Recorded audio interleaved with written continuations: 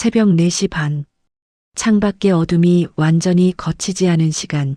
희미한 가로등 불빛이 젖은 도로 위에 길게 늘어져 있었습니다. 그 시간 낡은 운동 가방을 어깨에 맨 한 노인이 천천히 발걸음을 옮기고 있었습니다. 골목 끝에 헬스장 문이 열리자 그녀는 익숙한 손짓으로 출입 카드를 찍었습니다. 말없이 단 한 번의 망설임도 없이 들어선 그 노인은 올해 74세 윤정의 씨였습니다. 하루도 빠짐없이 매일 이 시간에 이곳을 찾았습니다. 인사를 건네는 직원에게는 그저 조용히 미소를 짓고 바로 안쪽 레그프레스 기구로 향하곤 했죠. 준비 운동도 없고 스트레칭도 없습니다. 손수건을 기구 옆에 가지런히 접어두고 금속 손잡이를 잡은 채 깊게 숨을 들이마십니다. 그리고 그대로 무게를 밀어 올립니다. 일정한 리듬, 일정한 속도. 그녀의 움직임은 마치 시간에 맞춰 돌아가는 시계의 톱니처럼 정확했습니다. 하나, 둘, 셋. 잠시 멈추고 다시 하나, 둘, 셋. 그 움직임엔 망설임도 힘겨움도 보이지 않았습니다. 세트를 마치면 정확히 45초간 쉰 뒤 다시 시작했습니다. 물을 마시는 시간도 일정했고 수건으로 이마를 닦는 동작조차 언제나 같았습니다. 이 모든 걸 CCTV로 지켜보던 헬스장 사장 박진우는 고개를 갸웃했습니다. 74세 여성분이 매일 5시간씩 운동을 한다고? 그는 믿기 어려웠습니다. 하지만 실제로 매일 같은 시간에 출입 기록이 찍혀 있었고 운동 시간은 늘 5시간을 넘지 않았습니다. 그렇게 일주일이 지나자 회원들의 불만이 쏟아지기 시작했습니다. 새벽마다 기구를 독점해요. 쉬지도 않으시고 너무 위험해 보여요. 박진우는 결국 새 공지문을 붙였습니다. 고강도 운동은 2시간 이내로 제한합니다. 그러나 다음 날 윤정이는 아무 일도 없었다는 듯 똑같이 5시간을 채웠습니다. 공지문 옆을 지나치며 잠깐 고개를 들긴 했지만 그 눈빛엔 아무 감정도 묻어있지 않았습니다. 오히려 자신에게 주어진 일과를 묵묵히 수행하는 사람처럼 기계적인 집중만이 느껴졌습니다. 그날 밤 박진우는 사무실에 남아 CCTV 영상을 3배속으로 돌려봤습니다. 놀라운 장면이 펼쳐졌습니다. 그녀의 모든 동작이 마치 하나의 프로그램처럼 일정했습니다. 물을 마시는 시점, 세트를 마치는 시점, 휴식의 길이, 그리고 다시 기구를 잡는 순간까지 오차는 거의 없었습니다. 이건 단순한 루틴이 아니야. 무언가 의식처럼 반복되는 행동이야. 그는 그 자리에서 회원 한도윤을 불렀습니다. 도윤은 젊은 대학생으로 기계공학을 전공하는 회원이었습니다. 박진우는 그에게 영상을 보여주며 물었습니다. 이거 봐, 이상하지 않냐? 도윤은 잠시 화면을 바라보다가 고개를 끄덕였습니다. 사람의 동작이 이렇게 정확할 순 없어요. 기계가 시간을 재서 움직이는 것 같아요. 다음 날 도윤은 그녀의 운동 데이터를 분석해 표로 만들어 왔습니다. 루틴 시간 5시간 2분, 오차 10초. 박진우는 그 숫자를 보고 깊게 숨을 내쉬었습니다. 그는 메모장에 정신적 트리거 가능성이라고 적었습니다. 그날 오후 프런트 직원 이가람이 조심스럽게 말을 걸었습니다. 사장님, 어제도 같은 옷 입으셨던데요. 신발도 손수건도요. 박진우는 모니터를 바라본 채로 대답했습니다. 같은 옷, 같은 루틴, 같은 시간 그녀는 하루를 반복하고 있어. 그리고는 이내 고개를 숙였습니다. 하지만 왜? 결국 그는 지역 보건소에 상담을 요청했습니다. 며칠 후 간호사 김소라가 방문했습니다. 환하게 웃으며 윤정이에게 말을 걸었지만 그녀는 짧게 대답했습니다. 괜찮아요. 제 몸은 제가 알아요. 그녀의 목소리는 단호했습니다. 소라는 조용히 박진우에게 쪽지를 남겼습니다. 심박 불안정, 지속 모니터링 요망. 그날 밤 박진우는 헬스장 컴퓨터 앞에서 윤정희의 출입 기록을 살펴봤습니다. 21일 연속, 정확히 새벽 4시 반에 출입. 퇴실은 오전 9시 반. 단 한 번도 어긋난 적이 없었습니다. 누군가를 위해 같은 하루를 사는 건 아닐까. 그는 알 수 없는 불안을 느꼈습니다. 며칠 뒤 짙은 안개가 깔린 새벽. 윤정희는 평소보다 숨이 거친 채로 나타났습니다. 손에는 낡은 운동표 한 장이 들려 있었습니다. 박진우는 다가가 조심스레 말을 건넸습니다. 오늘은 쉬는 게 어때요, 회원님? 그러나 그녀는 대답하지 않았습니다.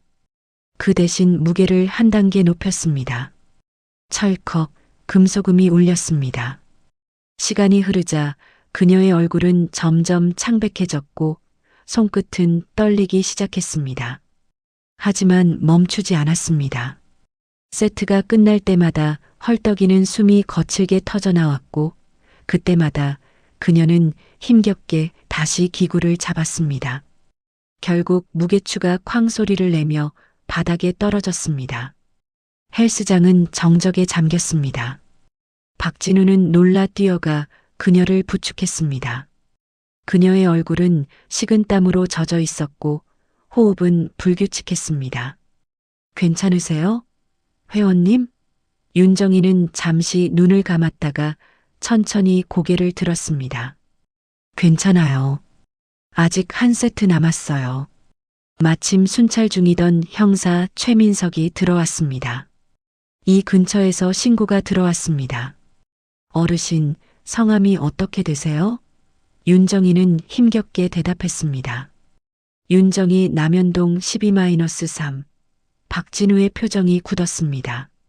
그 주소는 그가 기억하던 어느 사고 현장의 주소와 같았습니다. 몇 해 전 교통사고로 한 남성이 사망한 곳이었죠. 형사는 잠시 서류를 확인하더니 고개를 들었습니다. 남편분 이태수 씨 사망사건 배우자분이 윤정혜 씨시군요. 박진우는 그 자리에서 숨이 멎는 듯 했습니다. 윤정희는 멍하니 먼 곳을 바라보며 중얼거렸습니다. 이제 한 세트만 더 하면 돼요. 그날 밤 박진우는 사무실 불을 끄지 못했습니다. 컴퓨터 화면엔 윤정희의 출입 기록이 떠 있었습니다. 남편이 세상을 떠난 그날, 그 시각, 그리고 그 시각마다 찍힌 그녀의 출입 기록. 그녀는 매일 남편이 세상을 떠난 그 시간을 되감고 있었습니다. 며칠 뒤 박진우는 프런트 서랍에서 윤정희가 두고 간 운동표를 발견했습니다. T, 2R, B 무슨 의미일까? 그는 형사 최민석에게 전화를 걸었습니다. 혹시 남편분 재활치료 같은 걸 받으셨습니까? 이틀 후 형사가 병원 자료를 들고 나타났습니다. 이태수 환자 재활계획표. 박진우는 두 종이를 나란히 놓았습니다. 윤정희의 운동표와 완벽히 일치했습니다.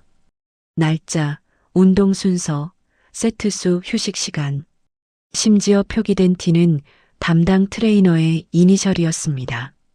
그 순간 모든 퍼즐이 맞춰졌습니다. 윤정희는 남편이 사고로 세상을 떠나기 전 수행하던 재활 프로그램을 매일같이 그대로 반복하고 있었던 겁니다. 그녀의 오시간은 단순한 운동이 아니었습니다. 남편이 완주하지 못한 재활을 대신 완주하는 시간, 그와 다시 만나기 위한 약속의 시간. 박진우는 그날 밤 혼자 헬스장에 남았습니다. 조용한 기계음 사이로 시계 초침이 들려왔습니다. 그는 자신도 모르게 속삭였습니다.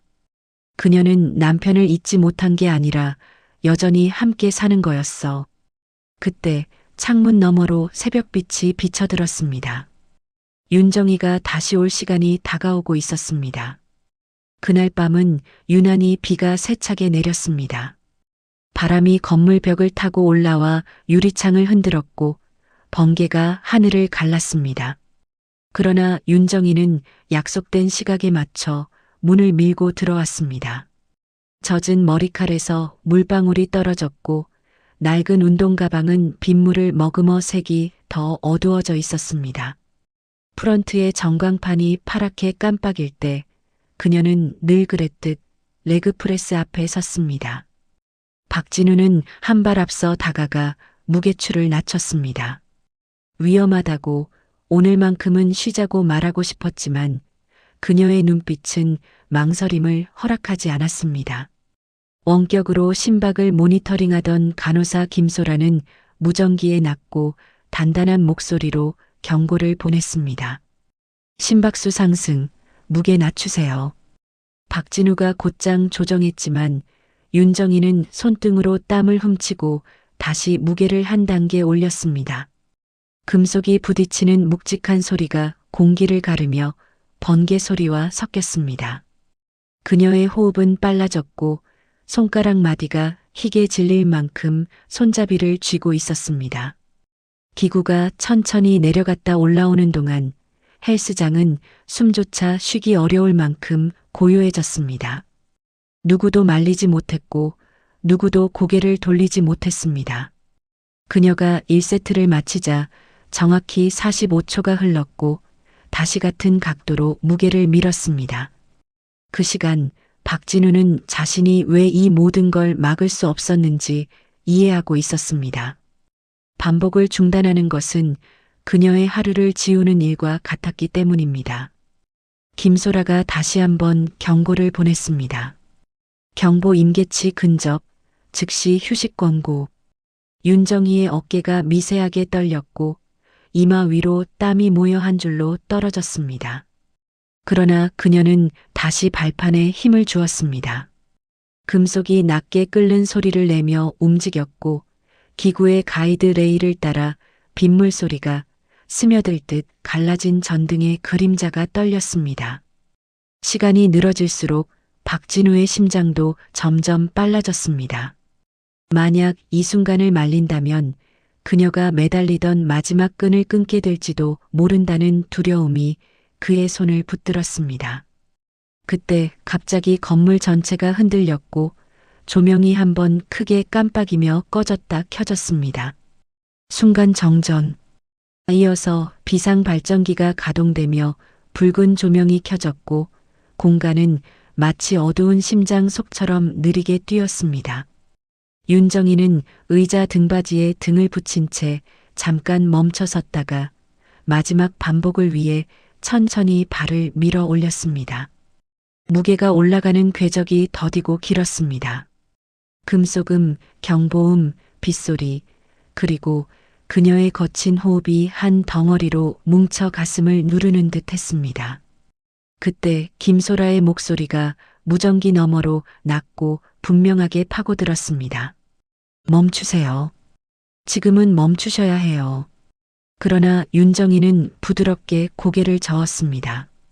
그리고 발판을 끝까지 밀어 올리며 미세한 떨림을 참았습니다.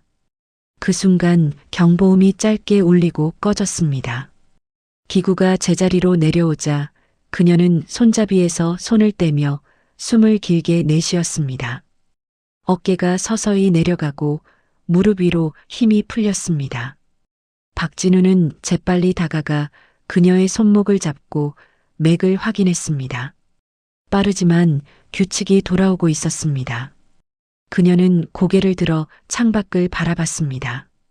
빗줄기가 가늘게 갈라져 유리창을 타고 흘렀고 그 틈새로 번개가 흐릿하게 번져 들어왔습니다. 그녀의 입술이 아주 조심스럽게 움직였습니다. 지금까지 누구에게도 말하지 않았던 약속을 그날의 시간 속에만 남겨두었던 문장을 아주 낮은 목소리로 꺼내는 듯 했습니다. 박진우는 그 목소리를 정확히 듣지 못했지만 직감했습니다. 이제 마지막이라고, 오늘로 끝이라고. 잠깐의 정적 뒤 그녀는 의자에서 몸을 일으켜 세웠습니다. 그리고 프런트로 걸어가 낡은 나무 상자를 조심스레 올려두었습니다. 그 상자는 모서리가 달아 있었고 뚜껑의 경첩은 오래돼 작은 삐걱거림을 냈습니다.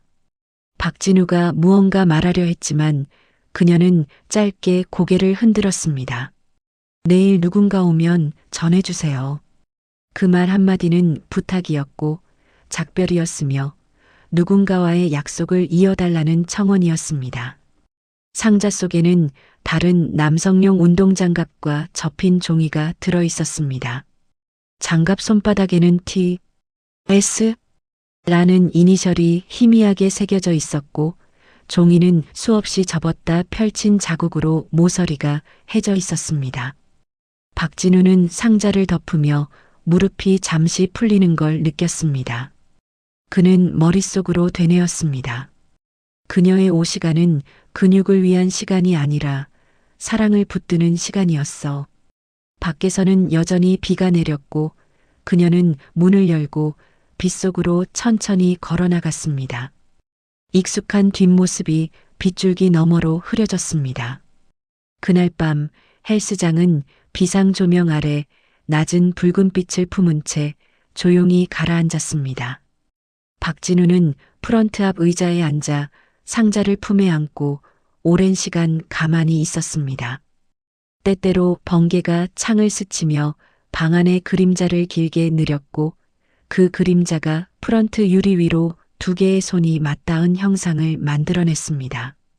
이튿날 아침 폭우가 잦아든 거리에는 밤새 내려앉은 흙물 자국이 남아 있었습니다.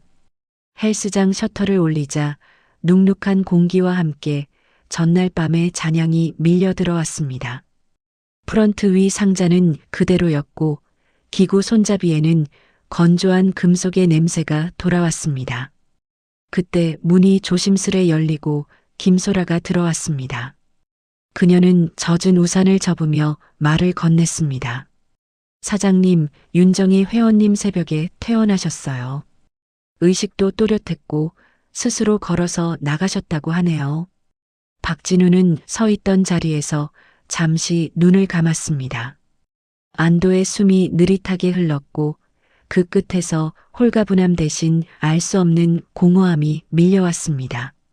그는 카운터 뒤 선반에서 작은 드라이버를 꺼내 벽면 한가운데에 새 액자를 걸 자리를 체크했습니다.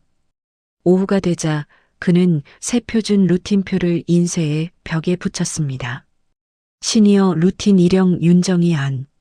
그 아래에는 짧은 문구를 더했습니다. 운동은 몸을 지키는 일 이전에 마음을 지키는 일입니다. 직원 이가람은 체크리스트를 새로 만들고 한도윤은 기구 센서를 점검해 오차를 줄였습니다. 몇몇 회원들은 낯설어했지만 곧 이해했습니다. 누군가의 하루를 버티는 힘이 근육만으로 만들어지는 것이 아니라는 사실을. 그날 저녁 분식집 사장 장미경이 갓 튀긴 고구마 튀김을 들고 들어와 프런트에 놓고 갔습니다. 새벽 손님들 허기질 때 하나씩 드시라고요. 그 따뜻한 냄새가 헬스장 바닥까지 번졌고 한동안 공기는 비가 아니라 기름과 설탕의 달큰함으로 채워졌습니다. 며칠이 더 흘렀습니다. 헬스장 한쪽 벽에는 작은 추모 코너가 꾸려졌습니다. 상자 속 장갑이 액자에 들어가 걸렸고 그 아래 종이에는 단 한 줄의 문장이 안정된 필체로 적혔습니다. 이제 그는 완주했어요. 고마웠습니다. 회원들은 그 문장을 읽고 잠시 멈춰섰습니다. 누군가는 고개를 끄덕였고 누군가는 숨을 길게 내쉬었습니다. 박진우는 밤마다 문을 닫기 전 그 액자 앞에 서서 생각했습니다. 한 사람의 사랑이 시간을 버티는 방법은 생각보다 단순할 수도 있겠다고. 같은 시각에 같은 동작을 반복하며 어제의 자신을 오늘로 옮겨오는 일. 그것이 어떤 사람에게는 끝나지 않는 애도의 말이 될 수도 있다는 사실을. 한 달이 지났습니다. 헬스장 앞 은행나무 잎은 노랗게 물이 들어 바람에 따라 작은 물결처럼 흔들렸습니다. 아침 햇살이 유리문에 반사되어 실내로 길게 들어오자 기구의 크롬 부분이 얌전히 빛났습니다. 새로운 시니어 회원들이 등록했고 박진우는 그들에게 루틴의 처음과 끝에 호흡을 가다듬는 시간을 꼭 두라고 안내했습니다. 사람들은 더 천천히, 더 서로를 보며 움직이기 시작했습니다. 한도윤은 매달 마지막 주에 기구 오차를 점검하는 일을 맡았고, 이가람은 새벽 출입 기록과 응급 키트를 점검하는 체크리스트를 표준화했습니다. 김소라는 주 1회 스크리닝 데이를 열어 혈압과 심박을 무료로 측정했습니다. 모두가 조금씩 그러나 확실하게 달라져 있었습니다. 그날도 문을 닫을 시간이 다가오자 헬스장 안은 고요해졌습니다. 박진우는 마지막으로 레그프레스 앞에 섰습니다. 윤정이가 늘 첫 동작을 시작하던 자리였습니다. 그는 손바닥으로 금속 손잡이를 천천히 닦았습니다. 금속의 차가움이 손바닥을 타고 전해지자 그는 조용히 숫자를 세었습니다. 하나, 둘, 셋. 그리고 아주 잠깐 멈춘 다음 다시 하나, 둘, 셋. 프런트 타이머가 갑자기 켜지며 푸른 불빛을 띄었습니다. 화면에는 5만이라는 숫자가 떠 있었고 초가 천천히 흘러가기 시작했습니다. 박진우는 미소를 지었습니다. 오늘도 같은 시간에 오셨군요. 그의 마음속 목소리는 그 말을 크게 말하지 않아도 충분히 전달될 수 있다고 믿었습니다. 헬스장 천장에 달린 팬이 부드럽게 돌아가며 바람을 만들었습니다. 그 바람이 액자 아래 종이를 살짝 흔들었고 종이 끝이 벽을 가볍게 두드리는 소리가 규칙적으로 이어졌습니다. 박진우는 불을 끄기 위해 스위치를 눌렀습니다. 어둠이 내려앉기 직전 그는 잠시 멈추었습니다. 어딘가에서 아주 조용한 카운트가 들려오는 듯 했기 때문입니다. 하나, 둘, 셋. 그는 고개를 숙여 인사하듯 고요히 서 있었습니다. 그리고 생각했습니다. 누군가의 미완을 함께 들어 올려주는 일, 그것이 우리가 서로에게 할 수 있는 가장 단순하고도 큰 도움일지 모른다고. 다시 불이 꺼지고 헬스장은 밤의 호흡으로 돌아갔습니다. 유리문 밖 가로등 불빛이 바닥을 얇게 문지르듯 비추고 크롬 손잡이는 여전히 얌전하게 제 자리를 지키고 있었습니다. 그날 이후로도 타이머는 어느 날엔 켜졌고 어느 날엔 켜지지 않았습니다. 켜질 때면 사람들은 자연스레 더 조심스럽게 움직였고 켜지지 않은 날에는 스스로 타이머를 눌러 5시간 대신 자신에게 맞는 시간을 설정했습니다. 중요한 건 숫자가 아니었습니다. 중요한 건 누구나 각자의 시간으로 사랑을 기억한다는 사실이었습니다. 그리고 그 기억을 지키는 방법은 때로는 땀과 호흡과 규칙적인 금속음으로 충분하다는 사실이었습니다. 어느 새벽 박진우는 문을 열자마자 곧장 액자 앞에 섰습니다. 장갑의 손바닥에 새겨진 이니셜은 여전히 희미했지만 선명했습니다. 그는 손끝으로 유리를 닫고 프런트에 스위치를 올려 타이머를 잠깐 켰다가 껐습니다. 그리고 속으로만 카운트를 셌습니다. 하나, 둘, 셋. 고개를 들었을 때 유리문에 비친 자신의 모습 뒤로 누군가의 어깨가 겹쳐 보였습니다. 놀라지 않았습니다. 그냥 천천히, 아주 천천히 미소를 지었습니다. 누군가의 하루를 대신 들어 올려주던 그 시간은 끝났지만 그 시간이 남기고 간 질서와 호흡은 여전히 헬스장 곳곳에서 조용히 움직이고 있었습니다. 어떤 날은 새로운 시니어 회원이 벽에 문구를 손가락으로 따라 읽었고 어떤 날은 젊은 회원이 덤벨을 내려놓고 옆 사람의 자세를 잡아주었습니다. 서로의 무게가 서로의 손바닥 위에 잠깐 올랐다 내려갈 때 그들은 알게 되었습니다. 사랑은 사라지지 않으며 다만 형태를 바꿔 우리 곁을 맴돈다는 것을. 그리고 그 사랑을 지키는 가장 좋은 방법은 각자의 시간에 맞춰 호흡을 고르고 필요한 순간 서로의 무게를 잠깐 들어 올려주는 일이라는 것을. 밤이 내리고 다시 새벽이 오고 또다시 같은 시간이 찾아옵니다. 타이머가 켜지든 켜지지 않든 금속은 제 리듬으로 움직이고 사람들의 호흡은 그 리듬에 맞춰 차분히 이어집니다. 박진우는 문을 열고 들어오는 첫 발걸음을 들을 때마다 마음속으로 같은 인사를 건넵니다. 오셨군요. 오늘도 천천히 그러나 끝까지. 그리고 그의 시선은 늘 같은 자리, 레그프레스의 손잡이로 돌아옵니다.